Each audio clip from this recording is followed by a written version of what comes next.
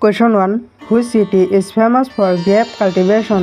এই প্ৰশ্নটোত সুধিছে আঙুৰৰ খেতিৰ বাবে কোনখন চহৰ বিখ্যাত? তোমালোকক চাৰিটা অপশ্যন দিয়া হৈছে। ইয়াৰ ভিতৰত শুদ্ধ উত্তৰটো কি হ'ব? ইয়াৰ ভিতৰত শুদ্ধ উত্তৰটো হ'ব অপশ্যন ডি নাসিক। আঙুৰৰ খেতিৰ বাবে নাসিক চহৰ বিখ্যাত। Question 2. Which Indian city is known as the City of Pearls? এই প্ৰশ্নটোত সুধিছে ভাৰতৰ কোনখন চহৰক মুকুতাৰ চহৰ বুলি জনা যায়? তোমালোকক চাৰিটা অপশ্যন দিয়া হৈছে। ইয়াৰ ভিতৰত শুদ্ধ উত্তৰটো কি হ'ব? ইয়াৰ ভিতৰত শুদ্ধ উত্তৰটো হ'ব অপশ্যন চি হায়দৰাবাদ। ভাৰতৰ হায়দৰাবাদ চহৰক মুকুতাৰ চহৰ বুলি জনা যায়। Question 3. Who is known as the father of the Indian Constitution?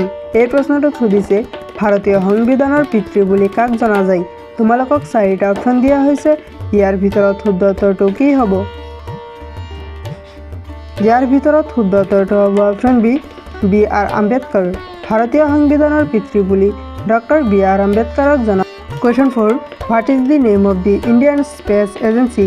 এই প্ৰশ্নটোত সুধিছে ভাৰতীয় মহাকাশ সংস্থাৰ নাম কি? তোমালোকক চাৰিটা অপশ্যন দিয়া হৈছে। ইয়াৰ ভিতৰত শুদ্ধ উত্তৰটো কি হ'ব? ইয়াৰ ভিতৰত শুদ্ধ উত্তৰটো হ'ব অপশ্যন চি ISRO। ভাৰতীয় মহাকাশ সংস্থাৰ নাম হৈছে ISRO। Question 5. Who was the first Indian woman to climb Mount Everest? এই প্ৰশ্নটোত সুধিছে মাউণ্ট এভাৰেষ্ট আৰোহণ কৰা প্ৰথম ভাৰতীয় মহিলা কোন? তোমালোকক চাৰিটা অপশ্যন দিয়া হৈছে। ইয়াৰ ভিতৰত শুদ্ধ উত্তৰটো কি হ'ব? ইয়াৰ ভিতৰত শুদ্ধ উত্তৰটো হ'ব অপশ্যন বি বেচেন্দ্ৰী পাল। মাউণ্ট এভাৰেষ্ট আৰোহণ কৰা প্ৰথম ভাৰতীয় মহিলাজনীৰ নাম হৈছে বেচেন্দ্ৰী পাল। Question 6. Which latitude passes through India? এই প্ৰশ্নটোত সুধিছে কোনটো অক্ষাংশ ভাৰতৰ মাজেৰে পাৰ হৈ যায়? তোমালোকক চাৰিটা অপশ্যন দিয়া হৈছে। ইয়াৰ ভিতৰত শুদ্ধ উত্তৰটো কি হ'ব? ইয়াৰ ভিতৰত শুদ্ধ উত্তৰটো হ'ব option D tropic of cancer. Tropic of cancer নামৰ অক্ষাংশ ভাৰতৰ মাজেৰে পাৰ হৈ যায়। Question 7.